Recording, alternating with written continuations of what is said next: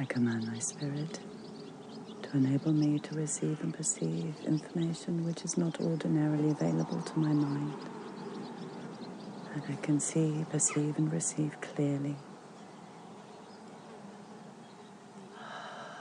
And now I journey into this information pool and draw from it the essences which are useful, helpful, and nurturing for me. Training is the word coming into my mind.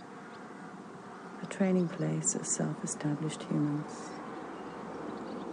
conscious minds, clear, free minds, sovereign minds. A place where inner equity equals outer existence. A rebalancing of purpose to bring the inner world into balance and harmony with that which is outside, so that we draw to ourselves from the outside that which is in harmony with the inside. We replace the emphasis on the inside first.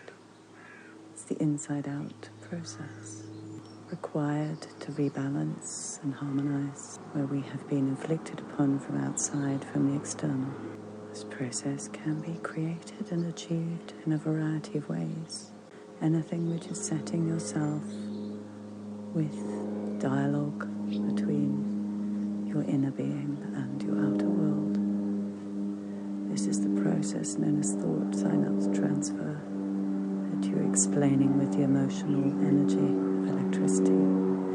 It's the junction and meeting between the soul and body in the physical world.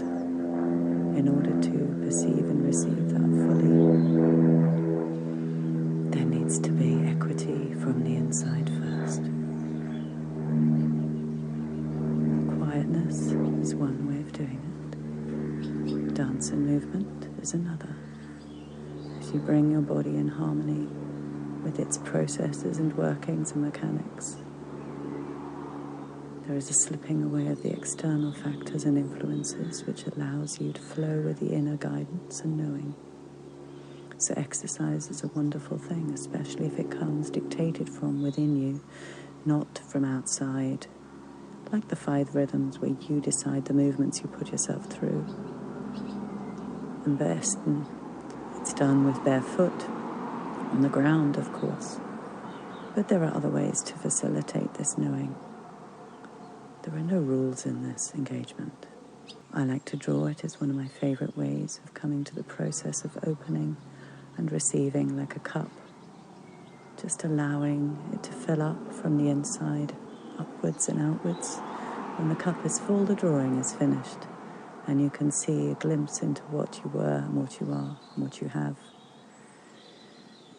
and where you could go. It's a possibility matrix you're establishing through drawing. Again, it's the process.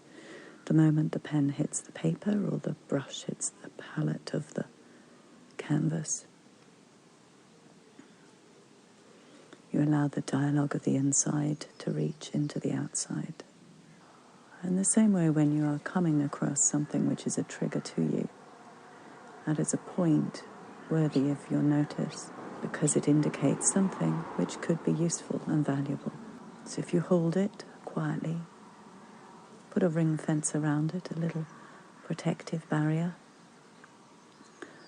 For me, I would put a shiny bright fence of bright light around it and just be able to look at it from all angles, different perspectives of what opens you up to new possibilities. When you look at something which is a little stopping point, or you could call it one of the nodal interferal points between spirit and physical, an emotional disturbance or occurrence, an event between two people in relationship of any kind, is certainly worthy of your attention. It's a little signifier, a little blossom of something wishing to show itself and reveal itself.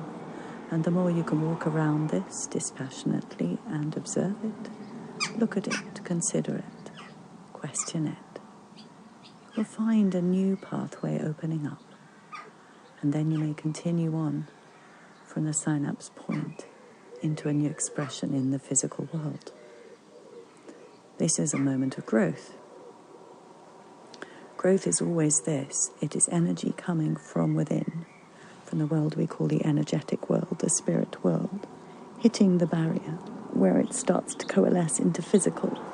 It's a frequency barrier.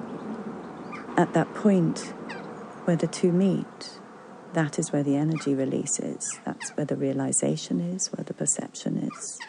It's where the energy of the next step. And you can harness it or not. Someone else can harness it or not. If you know you do it consciously, you get to harness it all. You can have that energy, you can share it with others. That is what we call the 0-point flash, where an idea moves through into the physical. It's the moment of the perception, the feeling,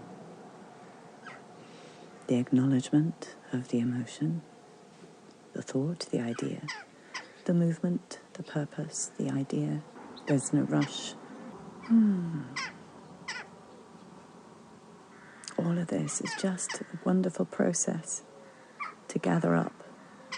Breathe in like smelling a rose. That moment, it's never going to last. The moment you do it, it's pure beauty. It's the same thing with these moments of synaptic interference between spirit energy and physical energy. That is the momentum of learning. It is the moment of growth. It's where you build. We call this synapse building in a child. It's how they grow the roots and tentacles, the dendrons of their neural ganglia in their bodies and in their brains. Literally shoots off with the energy that's processed in that instant. It's fascinating. We could actually see it if we had those kind of cameras, energetic cameras, that see energy coalescing into cell material. It's very beautiful. If you talk to a baby about it, most of them will understand. I'll leave it there for now, but this is a process we practice at the Speaking House, just through fun, delight, joy, quiet happiness, crazy, rowdy, jumping, whatever it is, as you pursue that which your soul is triggered to pursue, as you feel it, perceive it, value it, understand it, hold it for that moment. You are in a moment of engagement and learning, and you may move through it to something new and fresh and more.